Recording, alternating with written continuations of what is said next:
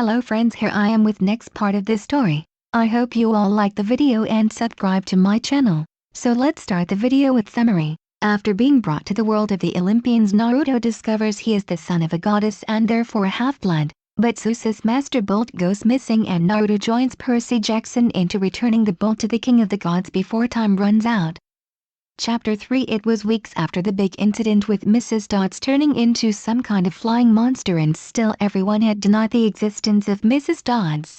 Naruto and Percy spent days after the trip going from student to student trying to see if they knew anything about Mrs. Dodds, but they would always look at them both as if they had gone insane.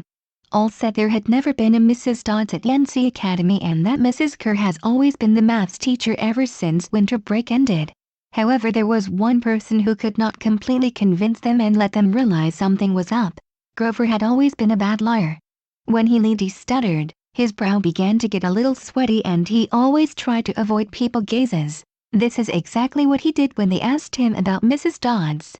He would say that he did not know what they were talking about and that there was no one by the name of Mrs. Dodds at Yancy Academy, but they knew he was lying.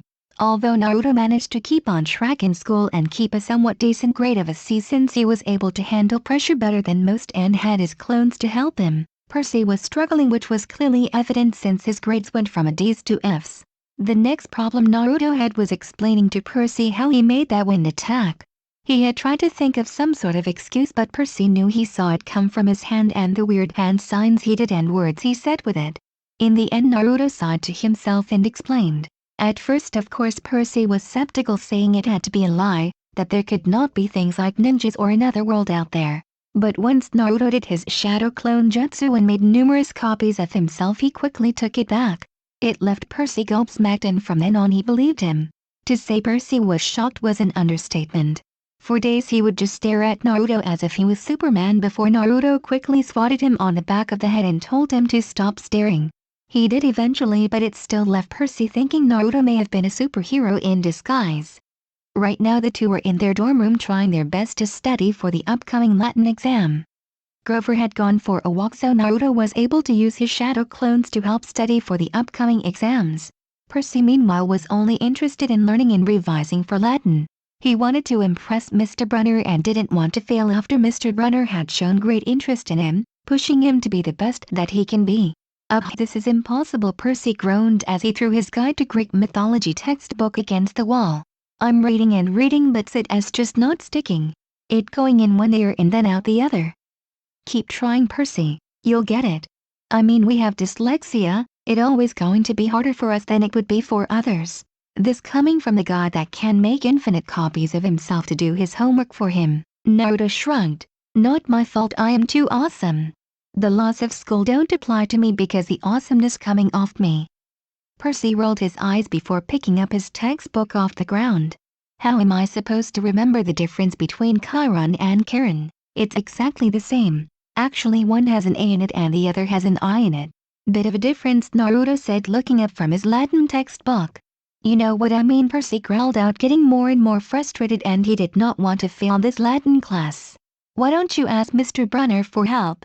I'm sure he is still in his office, and since you are one of his favorite students, I'm sure he will give you a few tips. Percy looked up from his book, slowly hopeful. Do you think that would be okay? I don't see why not. He is a teacher after all. So if a student needs help, it is duty to help, right? I'll even go with you. I could use the walk. Yeah, okay. Thanks, Percy said, getting up from his desk and exiting the dorm room with Naruto following closely behind, telling his clones to keep up the good work and if they hear someone getting close to the room they must dispel. So there Naruto and Percy was as they climbed the stairs of Yancy Academy as they neared the office to their Latin teacher Mr. Brunner. As the two walked along the corridors where all the teachers' offices were located, they saw all of them were dim and dark except for one. When they got closer they saw Mr. Brunner's office still had its light on, meaning he was in, and the door was left slightly open. Percy was about to walk in when the two overheard two voices. One was easily recognizable as Mr. Brunner's, but surprising the two was that the other voice belonged to Grover. Curiosity got the better of the two before they leaned in slightly so that they could just about make out what they were saying. Worried about Percy and Naruto, sir, they heard Grover say, surprising them both. Usually it was the other way round and they worried about him. Alone this summer, Grover was saying. I mean, a kindly one in the school. Now that we know for sure, and they know too, we would only make matters worse by rushing them, Mr. Brunner said. We need Percy to mature more. In Naruto is very mysterious. There is something about him that is different from the rest. That made Naruto's eyes widen. Do they know I'm a shinobi? How the hell could they have figured it out? But they may not have time. The summer solstice deadline will have to be resolved without Percy, Grover. Let him enjoy his ignorance while he still can, and we will keep Naruto in the dark along with him. Sir, they saw her. Their imagination, Mr. Brunner insisted. The mist over the students and staff will be enough to convince them both of that. Mist, Naruto thought. But they have been asking question. I don't know how much longer I can lie to them. You have to, Grover. I know it's difficult and they have both become your friends during your time here, but it will be safer. Sir, I can't fail in my duties again. Grover's voice was choked with emotion. You know what that would mean. You haven't failed, Grover, Mr. Brunner said kindly. I should have seen her for what she was. Now let's just worry about keeping Percy and Naruto alive until next fall. Thud. Mr. Brunner stopped talking when Percy accidentally let his textbook slip from his hands, causing a loud thud to echo through the hallway. He was paying such close attention to the conversation that he did not realize it was beginning to slip from his grasp. Damn, Naruto thought before he grabbed Percy's arms and led him away from the room. They quickly picked up the textbook before Naruto and Percy stealthily but quickly ran back to their dorm room. Back in the hallway, Mr. Brunner spoke. Nothing, he murmured.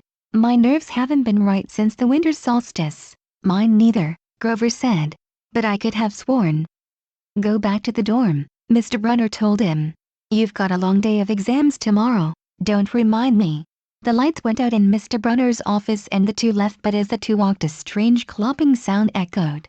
Back in the dorm room, Grover walked in to see Percy and Naruto reading their textbooks, with Percy sitting at a desk while Naruto was sitting on his bed with his back against the wall. Hey guys, Grover said, walking in and heading over to his bed as he put his crutches down to the floor beside the bed. Sup, Grover? Hey G man, geez Percy, you look awful. Is everything okay? I'm fine. I'm just tired and this Latin exams is doing my head in. As Percy and Grover talked, Naruto looked up from his book and eyed Grover carefully. He didn't understand why he was talking to Mr. Brunner about him and Percy. It was as if the two were in cahoots about something that involved both of them, but either Naruto or Percy knew anything about it. Were they in some kind of danger? Is Mr. Brunner a threat to him and Percy in some way, or is it the opposite?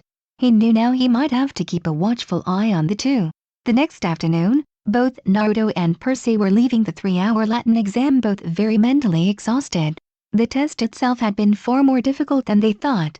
The words on the paper just kept swimming around for them both, getting more and more jumbled. Despite all the late-night studying they did, and with Naruto even using his clones for help, it did not help in any way. Though Naruto managed to do slightly better than Percy, it still was not a passing grade. Both were slightly worried Mr. Brunner may have found out they were there last night listening to the conversation, but both sighed when he just wanted to give them the results of their exams. Percy, he said, don't be discouraged about leaving Yancy. It's for the best. Percy is not going to take this well, Naruto thought as saw the downcast look on his friend's face. Okay, sir, Percy mumbled. I mean, Mr. Brunner said, wheeling his chair back and forth, like he wasn't sure what to say. This isn't the right place for you. It was only a matter of time, right? He said, trembling. No, Mr. Brunner said. Oh, confound it all. What I'm trying to say. You're not normal, Percy. That's nothing to be thanks, Percy blurted. Thanks a lot, sir, for reminding me. Percy then picked up his backpack and walked out. How that could have gone better, Naruto said, with Mr. Brunner looking to where Percy walked out and nodded. Perhaps I was a little too hard on him, Mr. Brunner said aloud. You just wanted him to be the best. What teacher doesn't want that for a student, Naruto said, getting a look of appreciation from Mr. Brunner. Yes, well, how about you, Mr. Uzumaki? Will you be joining us again next year? Naruto thought for a second before shrugging. I'm not too sure. Since Percy is not coming back, maybe I'll go where he goes. Keep him company. Mr. Brunner nodded. You're a good friend, Naruto. The world could use more people like you, he said. I guess, but then again I'm one of a kind, so where would the fun be in that, he said as he too began to walk out. Take care, Mr. B, he said as the two gave each other a wave before Mr. Brunner returned to grading papers. Later on that day, Naruto sat on the bus with Percy and Grover as it made its way to the bus terminal with many other kids from their school on board. Naruto was going to stay a few days with Percy until he went back to the apartment that he still had courtesy of his mom, which he woke up in. Surprisingly, Grover was heading towards New York as well and was even on the same bus as them. While Percy thought nothing of it and thought it was nothing more than a coincidence, Naruto was feeling a little cautious around the guy. During the whole bus ride, Grover kept glancing nervously down the aisle, watching the other passengers. It occurred to both Naruto and Percy that he'd always acted nervous and fidgety when they left Yancy, as if he expected something bad to happen. What's got him so rattled? Percy asked, getting a shrug from Naruto. Let's find out, he said before he and Naruto leaned over the seat in front of them and looked at Grover. So Percy said, looking for kindly wands? Grover nearly jumped out of his seat and had a look that made him look like he was having a heart attack. What do you mean? Well, we kind of overheard you and Mr. Brunner talking the other night. What was that all about?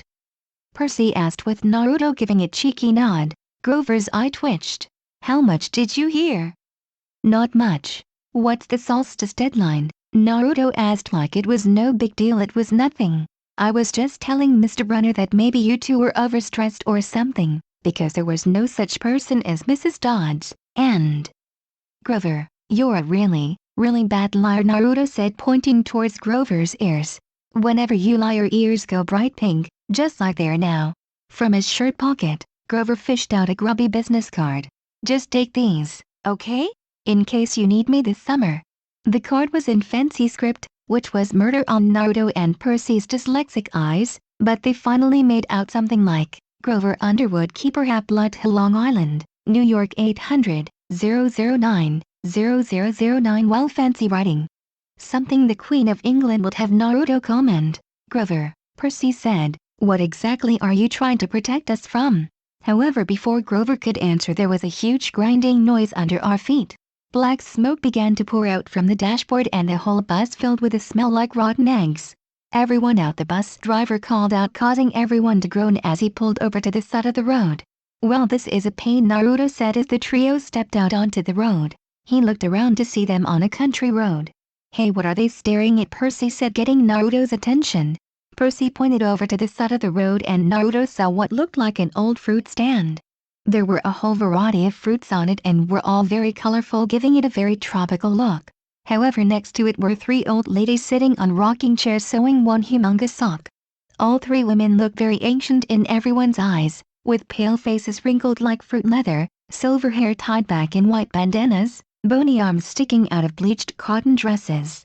However, Naruto could swear they were looking right at Percy. No, Grover muttered under his breath as a look of terror appeared on his face. Tell me they're not looking at you, Percy. They are, aren't they? Yeah, weird, huh? Percy said in a disbelieving tone. You think those socks would fit me? I think those socks might be for Bigfoot by the looks of it, Naruto commented, getting a chuckle from Percy. This isn't the time to joke.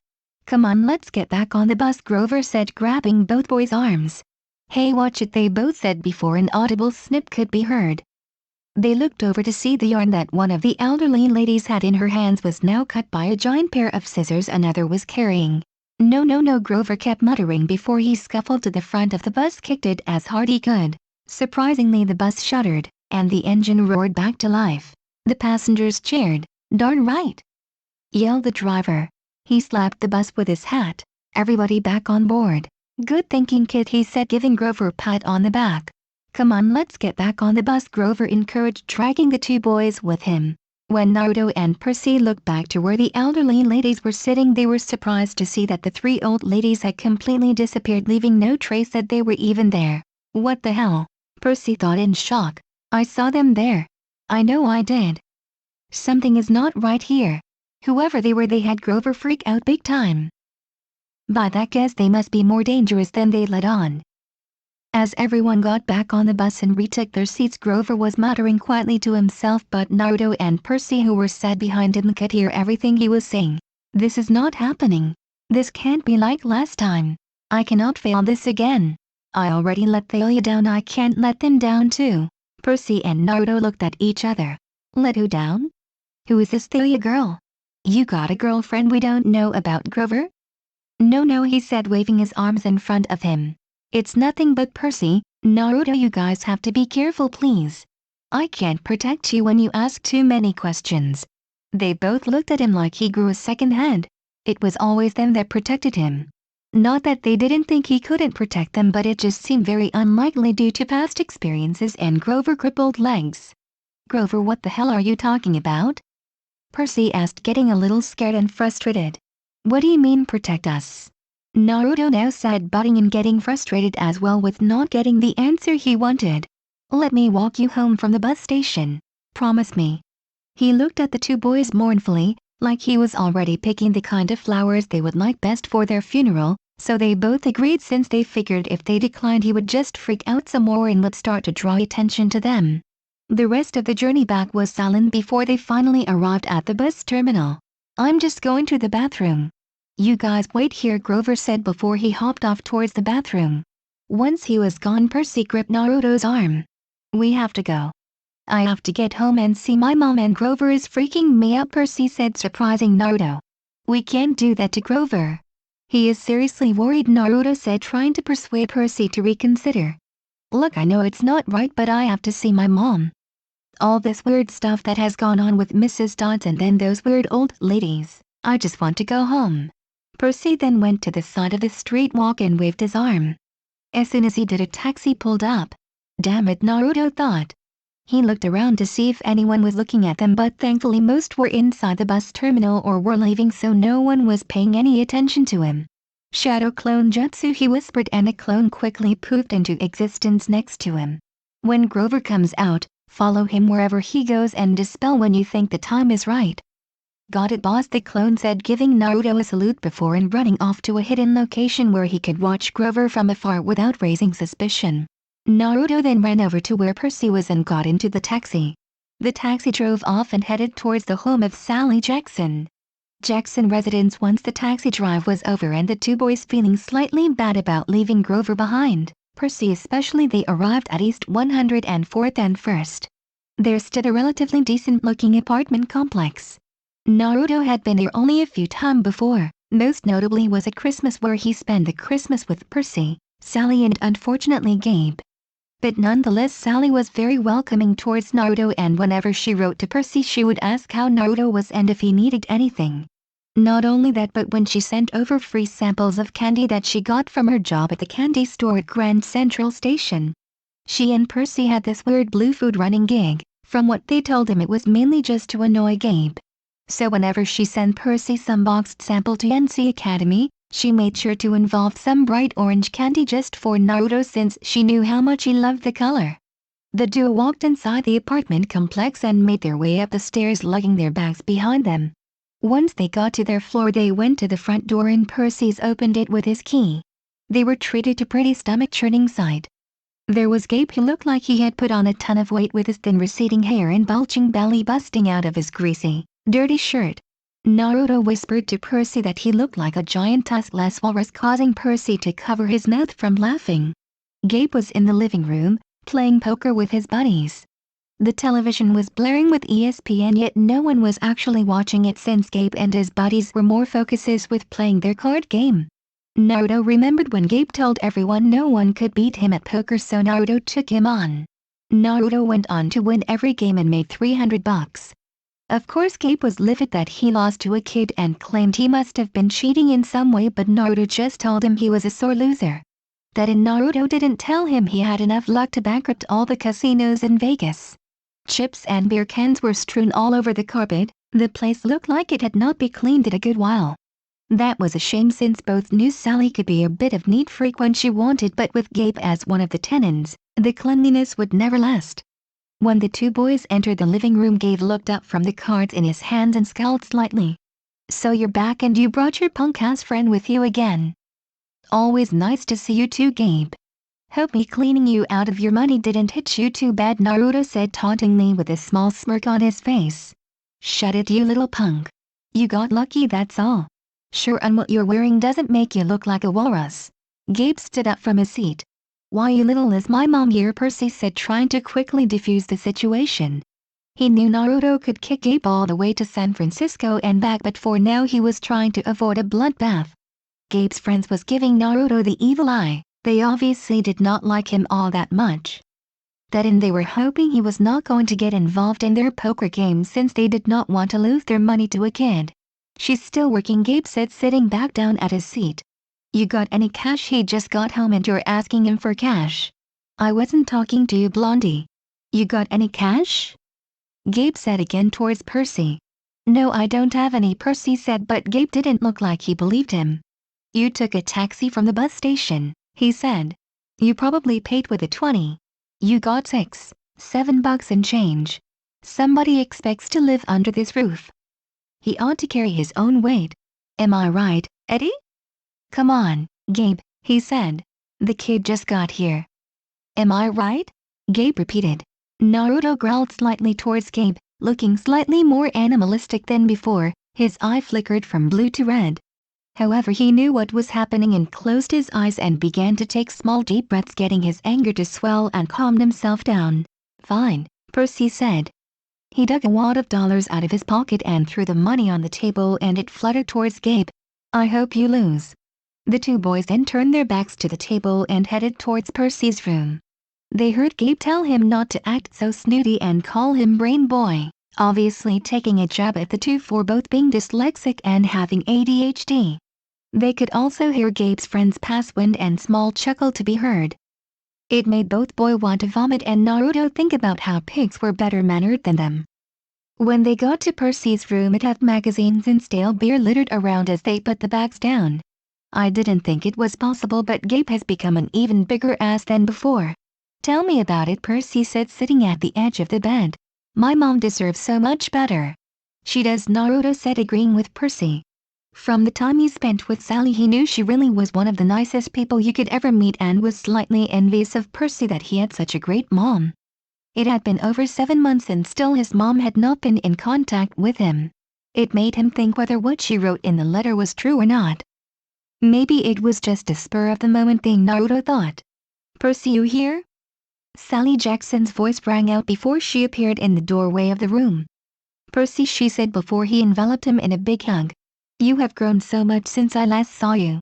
"And Naruto, it's nice to see you again," she said, giving the blonde a hug as well, which was warmly accepted. "I hope you enjoyed the candy I sent over."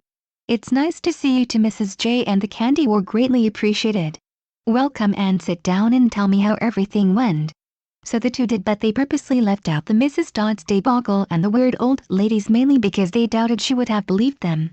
They didn't want her to send them to a psyche ward. "Did something scare you?" Sally asked, looking at the chalked-up Percy. It was then that Naruto realized just how much Percy had missed his mom. It was hard not to. "No, Mom," Percy said, continuing to lie and not wanting to make his mom worried. "Well, alright then," she said, but Naruto had a feeling the conversation was not quite over yet. "I have a surprise for you," she said, looking at Percy. "We're going to the beach." Naruto saw Percy's eyes widen. "Montauk?" 3 days, same cabin," she said. "When do we leave?" "Right when I get changed." "Naruto, will you be joining us?" "Oh, Naruto said, stammering a little. "Is that okay? I mean, wouldn't you rather it just be you and Percy so you can catch up?" "I don't want to be in the way."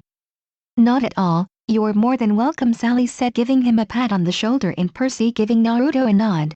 "Well, in that case, sure, I would love to go, but let me pay my own way," Naruto responded, feeling happiness wrap him, but it was quick to end. "Okay, fair enough." "Such a gentleman," she said, causing Naruto to go slightly red. It was then that Gabe appeared in the doorway and growled, "Bean dip, Sally? Didn't you hear me?" Naruto and Percy both growled at Gabe, but it was Naruto who voiced his opinion. "You have legs, don't you? Get it yourself." "Shut it, punk. I worked too hard and I don't need some stray coming here telling me what to do. If you call sitting on your ass all day, then yeah, what hard work that is." "I was on my way, honey," Sally told Gabe, trying to defuse the situation. "We were just talking about the trip." Gabe's eyes got small. "The trip? You mean you were serious about that?" "We were, but don't worry about your dip. I'll make a 7-layer dip just for you. That should last you all the weekend. That way you won't even need me to be here." Gabe's eyes softened slightly, but Naruto knew he was not happy about it. This better be coming out of your clothes budget. It is. Don't worry. And you won't take my car anywhere but there and back. We'll be very careful. Maybe if you hurry with that 7-layer dip. And maybe if the kid apologizes for interrupting my poker game. That was the breaking point. Naruto had now pretty much had enough of Gabe's attitude. Hey Sally, why don't you and Percy go get ready? There's something I would like to talk to Gabe about in private. It won't take more than a minute. Both Jacksons looked hesitant, especially Sally. She knew Gabe would get physical if pushed the wrong way. But Naruto gave them both a look that said he would be fine, and Percy knew it to be true. Come on Mom, Naruto will be fine, he said, giving her a reassuring smile before the two made their way out of the room.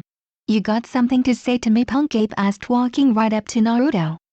Yeah, this, Naruto said before he punched Gabe right in the stomach, causing the man to drop to his knee and hold his stomach in agony while trying to catch his breath. You little be quiet, Naruto said in a deadly voice. He grabbed Gabe's arm and put it behind his head, causing shoots of pain to run up Gabe's arm. Listen up and listen well. Sally deserves far better than you by a long shot, and I don't like the way you treat her. To be honest, it's downright disgusting for any man to treat a woman in such a way. So from now you'll start giving her a hell of a lot more respect, and you will not insult her or Percy ever again. Clean up this apartment because it's downright disgusting at how you can make her live in such a way. If you don't, I promise you there will be hell to pay. If there's anything you should know about me, it's that I always keep my promises. Naruto let his arm go and Gabe dropped to the ground in pain. The man didn't say anything, but Naruto could clearly see the scared look on his face and how pale he looked. Don't ever let me catch you treating Sally or any other girl like that again, he said before he exited the room. For the next hour, Naruto waiting in the living room as Sally got her stuff ready while Percy caught up with his mom in private. Gabe walked back in 10 minutes later and was a lot quieter than before. He just sat down at the poker table and got on with the game, hardly saying a word and not daring to take a look at Naruto. Gabe's self-esteem had obviously taken a blow since he got beat and threatened by a 14-year-old. It was a little while later that Naruto and Percy were loading up the car with Sally getting behind the driver's wheel. Gabe had not bothered to come out and see his car off, much to Sally and Percy's surprise. When they looked back at Naruto and saw the grin on his face, he just said, "We had words." Sally was a little worried while Percy now had a shit-eating grin on his face and mouthed thank you to Naruto. Anytime he mouthed back before he put his headphones on and began listening to his iPod. The car drove off and now the trio were making their way to Montauk. Chapter 4. Naruto nodded his head as he listened to his iPod as he sat comfortably in the back of the Camaro while Percy and Sally talked leisurely. He guessed that they wanted to talk more and discuss everything Percy has been doing in the last couple of months. So he figured listening to his iPod was the smart thing to do so that he didn't eavesdrop on their conversation and gave them some privacy. Ever since he came to this world, Naruto had changed, and not just physically. He felt more at peace in this world than he did back in the Elemental Nation, but then again he didn't have people glaring at him left, right and center. Not only had that, he learned the value of patience and thinking before speaking and acting. He had matured a great deal and was now so much different to what he used to be.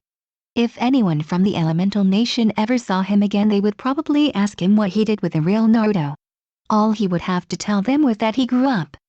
Right now the car was pulling in next to a wooden cabin that was located right on the beach. The cabin looked a little old but seemed to be in decent condition. The beach itself was very beautiful. The white sand and clean blue ocean that sparkled as the sun hit it made Naruto fall in love with the place. He could now understand why Percy and Sally loved the place so much. It looked like they were the only ones there since there were no other cars pulled up beside the other cabins. In fact, it looked as if the place was rarely used. But the look on Percy and Sally's faces when they saw the place made him realize just how special this place was to them. Okay boys, why don't you unpack the car while I go pay and let the owners know that we have arrived. Right then, here you go Sally, Naruto said, getting a small wad of cash out of his pocket. I promised I would pay my own way and I intend on doing that, he said, placing the money in Sally's hand. Sally looked at Naruto gratefully before she headed off. The two boys got out the car and began unloading and taking everything into the cabin. When they got in, Naruto looked out around the place. It was pretty basic with a couple of cupboards, a small kitchen, a bathroom and a couple of beds. Thankfully there was a bunk bed and a double bed so they would not have to worry about anyone sharing or sleeping on the floor. There were a few cobwebs around but Naruto just figured that was because the place was not used much. It's not much, Percy setting his back down and looking around the cabin.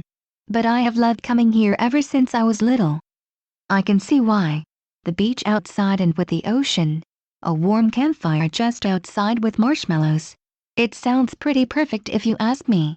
It reminded Naruto slightly of nights he would be out of missions with Team 7 and they would camp out in the forests. It always made Naruto feel good and he enjoyed the feel of the wind in his face as the night's cool breeze would hit his face making his whole body tingle.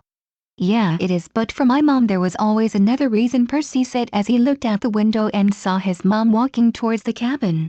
This is where she met my dad, he said, getting a look of surprise from Naruto. I see. You don't talk about him much? I never met him. Not that I can remember meeting him anyway. Maybe the barest trace of a smile, but that it. From what my mom told me, he was a very rich and powerful, but he was very sweet. Apparently I have his eyes and his hair. They spent their time here on the beach, but when my mom found out she was carrying me he had to leave on business. He went overseas and never came back. She said he was lost at sea, not dead, just lost at sea. She doesn't like to talk about him much. It makes her sad. Naruto looked at the incoming figure of Sally and couldn't help but feel a little bit of sadness for her. She was a good woman who unfortunately had a lot of bad things happen to her in her life. From what he saw, she never got angry and she welcomed Naruto with open arms, something he would always be grateful for.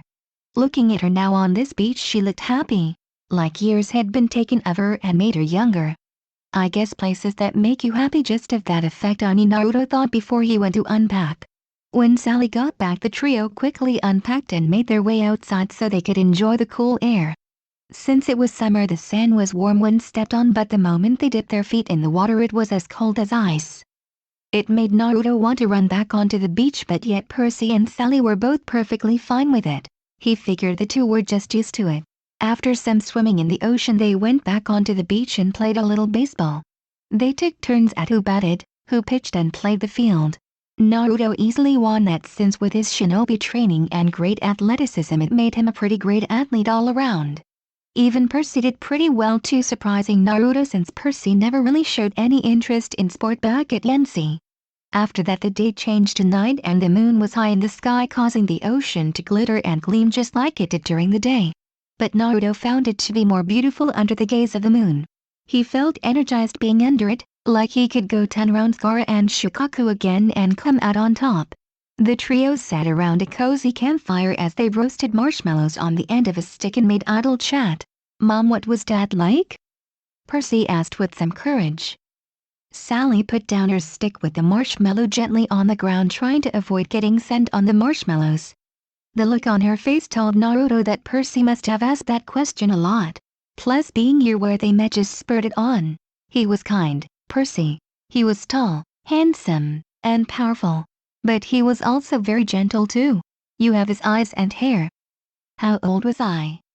Percy asked, pushing for more answers. I mean, when he left. Sally watched the flames as they flickered around.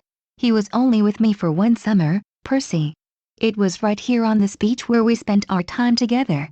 But he knew me as a baby, right? No, honey. He knew I was expecting a baby, but he never saw you. He had to leave before you were born. Percy nodded, obviously feeling a little hurt that his father never really met him. What about you, Naruto? Sally asked, catching the blonde's attention. You never talk about your parents. What were they like? She was curious about the blonde's parentage since he never spoke about them. She knew he was an orphan, but that was it. Even Percy didn't fully know the details on Naruto's parentage. It was a touchy subject for the blonde. I wish I knew. From what I have been told, my father died the day I was born. Apparently he did love me and he held me in his arms once, but then afterwards he had to leave and he died later that day. I was told my mom died, but then from others I was told she abandoned me. It was never easy not knowing who your parents are. I only discovered who mine were a few months ago, he said, surprising the two Jacksons. You didn't know who your own parents were? Sally said in slight disbelief. Naruto shook his head. The people I stayed with thought it was best that I didn't know who they were, but that's completely unfair.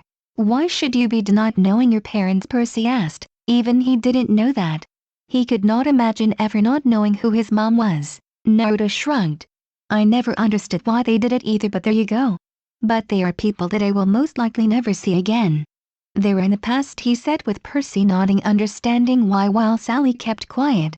Then just before I joined NC, I got a letter from my mom telling me how sorry she was that she had to leave me and that we would meet one day, but I would have to be patient.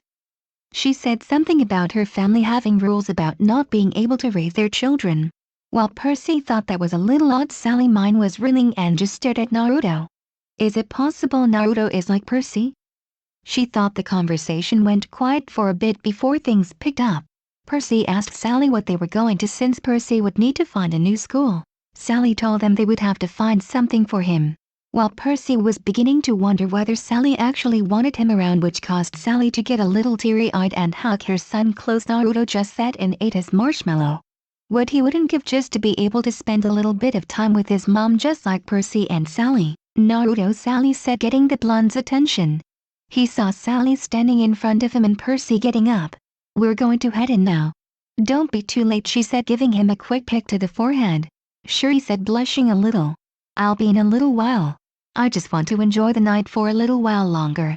The two nodded before they walked inside the cabin and gently shut the door. Naruto took a breath before he got at the log he was sitting on and laid down on the sand and looked up at the stars in the sky. It had felt like forever since he just looked up at the stars, but with training, studying and school it took up most of his time. The stars in the sky was slightly different to the ones back in the elemental nations, and he took an interest in learning the different constellations. The stars all twinkled brightly as he stared up at them from a spot. He saw the Andromeda, Orion, Virgo, Ursa Major, Hercules, Scorpius constellations and smiled. He wondered if his mom enjoyed looking at the stars just like he did, and thought if they ever met, which he was hoping they would someday, she would stargaze with him. All parents had a something that they and their children did and shared together. Perhaps looking up at the night sky and watching the stars could be theirs. After what felt like forever, Naruto got up and stretched before taking one last look at the moon high in the sky. I hope we meet soon, Naruto said quietly before he trudged along the sand and went inside the cabin. He got some pajamas from one of the drawers and quietly went to the bathroom and got changed. Afterwards he went to the free bottom bunk of the bunk bed, since Percy had the top and Sally was on the small double bed. He closed his eyes and let sleep take over. However, little did he know that as he walked away from the fire and entered the cabin, a pair of warm chocolate brown eyes formed in the fire and watched him go with care evident in her eyes. You will see her soon, my dear Naruto. You just need to wait a little longer, a quiet feminine voice said before disappearing completely and left only a small fire left burning.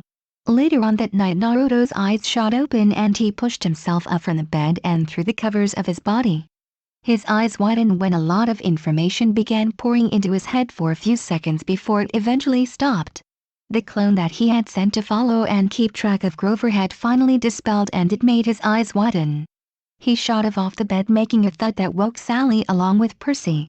However, Percy had a slightly freaked out expression on his face, making Naruto think he just had some kind of nightmare. Naruto, is everything okay? Sally asked before Naruto shot towards the door. Naruto swung the door wide open only to reveal a huffing Grover that had his arm ready to knock on the cabin door. He looked at Naruto a little surprised. I have been searching all night, he gasped. What were you both thinking? He made me, Naruto said, pointing towards Percy, who looked like he was still waking up. However, when Naruto stepped back and took a proper look at Grover, his eyes widened lightly. He got the memories of the clone but couldn't quite believe it. Yet here Grover was with the bottom of a goat for legs. You want to explain this? Naruto said, pointing down at Grover's furry legs and towards the hoofs where his feet should be. Later, right now we have to get you and Percy out of here. Just then a thunderstorm sounded out through the area and the winds began picking up. Sally was out of bed with a long blue robe covering her pajamas.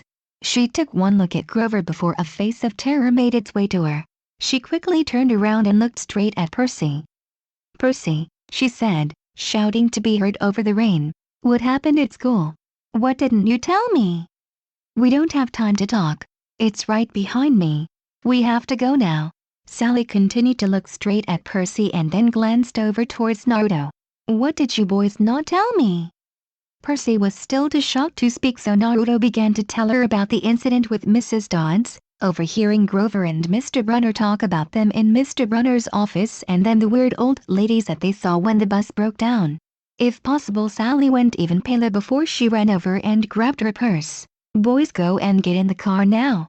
Grover ran over towards the car, though it was more like he was trotting over. He quickly opened all the doors to let people in as Sally, Percy and Naruto came running out of the cabin, all still wearing their pajamas. They hopped into the car, and once Sally got behind the wheel she floored it, leaving a small trail of dust in her wake. Naruto was sitting in the front seat beside her while Grover and Percy sat in the back. They tore through the night as they made their way along the dark country roads.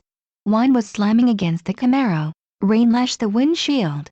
No one was sure how Sally could see where she was going, but she continued to drive like she was on autopilot. "So Grover, you and my mom know each other?" Percy asked, finally finding his voice. "Sort of. She doesn't exactly know me, but she knew I was watching over you. Both of you," he said, looking at Naruto and the blonde nodding back. "Little creepy but sure," Naruto said, getting a mild glare from Grover. "I was keeping tabs on you both, making sure you were both okay. But I was not faking being your friend."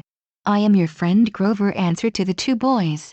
"So Grover, what exactly are you?" Naruto asked, looking down at Grover's furry legs. "I mean, when my clone dispelled I was a little shocked." "It doesn't wait, clone?" he asked, slightly confused. Sally did the same, but Naruto waved it off. "I'll explain later." "Fine, but to answer your question, well, I'm a goat ways down," he said, getting odd looked from Percy and Naruto before Naruto shrugged it off. "I have seen weirder. If you're a goat ways down, then you must be a satyr, right?" Now Grover looked a little surprised. "Yeah, how did you know?" "In the letter I got for my mom, she told me to brush up on Greek mythology. Well, that, and before my clone dispelled it, heard you mumbling about satyrs, so I kind of put two and two together." Wait, Percy said, shaking his head. "What is going on? I don't understand what is happening." "Percy," Sally said, "there's too much to explain and not enough time. We have to get you and Naruto to safety." "Safety from what?" "Oh, nobody much," Grover said while looking out the back window, checking if anything was following them. "Just the Lord of the Dead and a few of his bloodthirstiest minions." "Come again?" Naruto asked, not quite believing what he heard. "Well, mainly Percy, since he is in the most danger, but we need to get you away as well," he said before Grover realized what he said. Percy and Naruto tried to wrap their mind around what was happening, but Percy couldn't do it. He was trying to convince himself that it was just a dream, but knew this wasn't a dream. He had no imagination. He knew he could never dream up something that was this weird. It was then that Sally made a hard left along the road before the group found themselves driving past a large strawberry farm that had large wooden houses that looked darkened. There was also a large picket sign that said, "Pick your own strawberries." "We are nearly there," Naruto and Percy heard Grover and Sally mutter to themselves. "Where are we going?" Percy asked, getting everyone's attention. "The summer camp I told you about." Sally's voice was tight. Naruto looked at her face and could see her eyes beginning to get a little wet. He could tell she was struggling not to cry, not that he couldn't blame her. "The place you said you didn't want me to go," Percy said, causing Naruto to facepalm. That was just going to make Sally feel bad. "Please, dear," Sally begged. "This is hard enough. Try to understand. You're in danger. Because some old ladies cut some yarn." "Those weren't old ladies," Grover said. "Those were the Fates. Do you know what it means, the fact they appeared in front of you? They only do that when you're about to. When someone's about to die." "Well, that's just peachy," Naruto said, rubbing his eyes while Percy and Grover began going over what Grover meant by him dying. Sally looked over at Naruto. "Are you okay, Naruto?" she asked in a worried tone. Oh yeah, I'm okay. Just when I went to sleep a few hours ago, the last thing I was expecting was to be driving down a road full throttle with my friend who turns out is Saturn. That was supposed to be a Greek myth. Though with my luck, I'm not completely surprised. Weird things seem to follow me around." "I know this is." Sally got cut off when she made a sharp turn when a large figure suddenly appeared beside the car. She narrowly missed it. "What was that?" Percy asked, but no one answered him. It was all silent until a blinding flash lit up the area before the car suddenly went boom and caused the car to flip over and land on the ground upside down. "Oh," Naruto said as he rubbed his head. He had hit the top of the car pretty hard and was sure that he was going to find a nice bump there later. "Oh, that can't be good," he muttered while he heard Sally ask if everyone was okay. Naruto looked down at the roof and now saw a large smoldering hole on the roof that had blackened edges around it and was still giving off small traces of smoke. "Did we just get hit by lightning?" he thought to himself, and saw everyone else thinking the same thing except for Grover, who looked like he was knocked out from the hit. He had small drips of blood making its way out of his mouth. Naruto checked his pulse and sighed happily that his friend was still breathing and his pulse was still beating. "Boys, we have to get out of here," Sally said before the sound of loud stomping could be heard coming down the road. The group looked down the road to see a very large figure lumbering towards them. It looked as if something was covering his head and had their arms up high in the air like sharp points. "Everyone out of the car now," Sally yelled as she and Naruto kicked the doors open and scrambled outside. Sally went round to help Percy out while Naruto got Grover out and firemen carried him. "Boys, do you see that giant tree on top of the hill?" she said as she pointed over to a large pine tree that towered over all the other trees. "Head straight for it and don't stop. Get over that hill and you'll see a big farmhouse down in the valley. Run and don't look back. Yell for help. Don't stop until you reach the door." "Mom, you're coming too," Percy said as he grabbed his mom's arm. Sally looked at him sadly. "Mrs. J, we are not leaving you behind, so don't even think about doing something stupid," Naruto said as he began to make his way towards the hill with Grover still on his back. "Come on," Percy said as his hand grasped his mom's and they began to follow after Naruto and Grover. "Food," Grover groaned, causing Naruto to chuckle. "It's nice to know you're having a good dream body. But you seriously need to cut down on the enchiladas." Roar. The running group slowed slightly when they heard the giant roar, and when they turned their heads around to see what was happening they saw Gabe's car getting thrown out of the way like a rag doll. The large man kept running towards them, causing small shock waves through the earth, and was making loud grunting and snorting noises. As he got closer, Naruto and Percy saw that the man was easily over 7 foot and had large meaty hands swaying from his side. His upper half was all furry and fuzzy. His head was very large and bulky and was also covered in fur and fuzz. There was a shining ring going through its nose, and on its head were 2 very large horns with very sharp points on the ends. "Oh no," Sally said before she began to pick up the pace. "We have to go. It's after Percy, but there is a chance it could be after you too, Naruto. We have to be quick." "Mom, that thing. That looks like—" "Don't say its name, Percy. Names have power. Pasiphae's son," Naruto said. "Just like in the story of Theseus and the well bull man," he said, "since names apparently had power." But how can it be real?" "Those were just myths," Percy said as he ran alongside Naruto, his hand still grasping Sally's. "Percy, have you noticed yet that I'm currently carrying a satyr on my back whose bottom half is that of a goat? Plus you know all about me being a shinobi. If they are real and I'm real, then all the rest must be. I think I'm beginning to see why my mom had me brush up on Greek mythology." The group looked ahead and saw the pine tree was still way too far, 100 yards uphill at least. Naruto was doing fine due to his shinobi training, but Percy and Sally were beginning to struggle. Meanwhile, the Minotaur was now beginning to catch up to the group as it was sniffing the air, tracing after their scents. "His sight and hearing are terrible," Sally said. "He is going by smell. But soon he'll figure out where we are soon enough." On cue, the bullman roared out in rage. "Yeah, like now," Naruto said as he got closer to the tree line. "Wait until the last second, then jump out of the way directly sideways. He can change directions very well once he's charging." Both boys nodded, though Percy nodded a little hesitantly.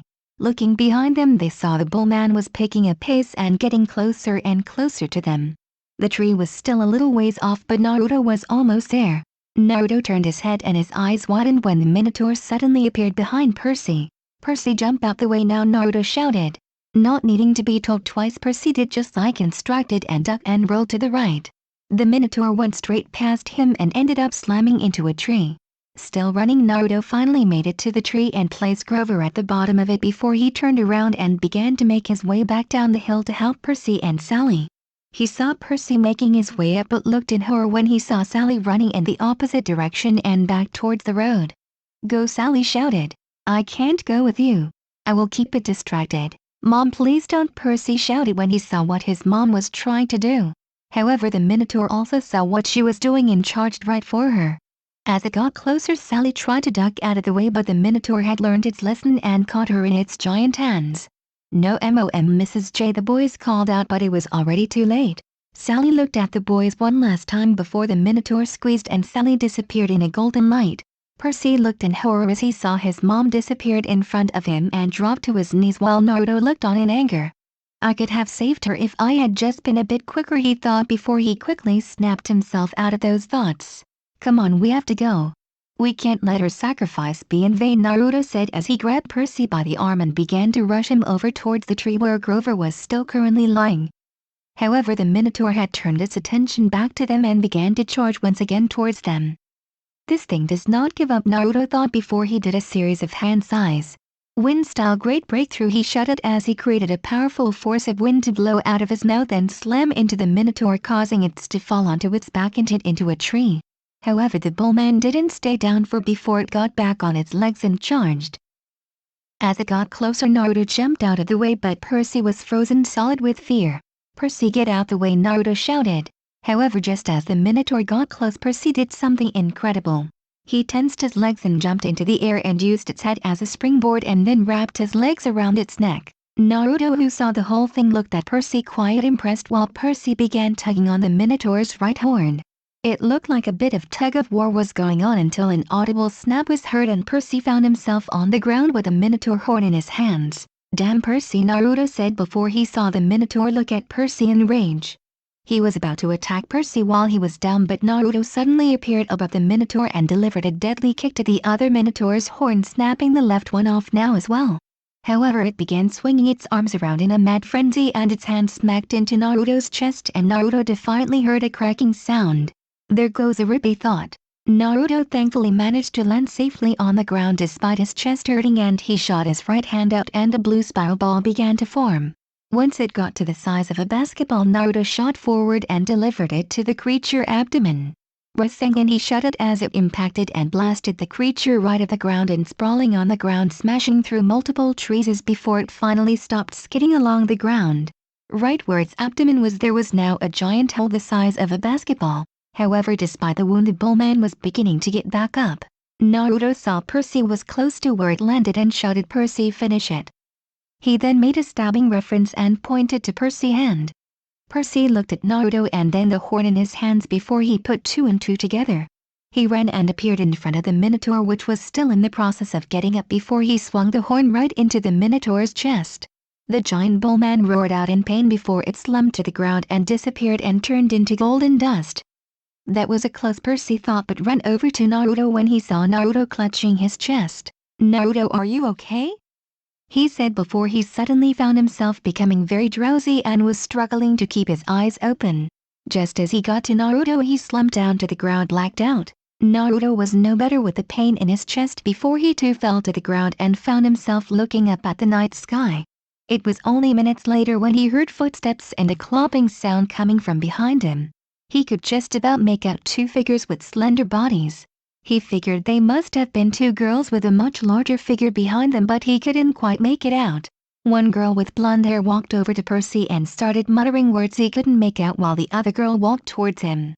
She knelt down and Naruto could see that she had raven black hair and had blue eyes. All Naruto could think about was how pretty she was. "Chiron, this one's hurt," he heard her say, and heard clopping coming towards him. She was the last thing he saw before he blacked out. I hope you all liked the video. And if you all want the next part of this video, please like the video and comment 3 hearts. Please subscribe to my channel so whenever I upload a video you will notify.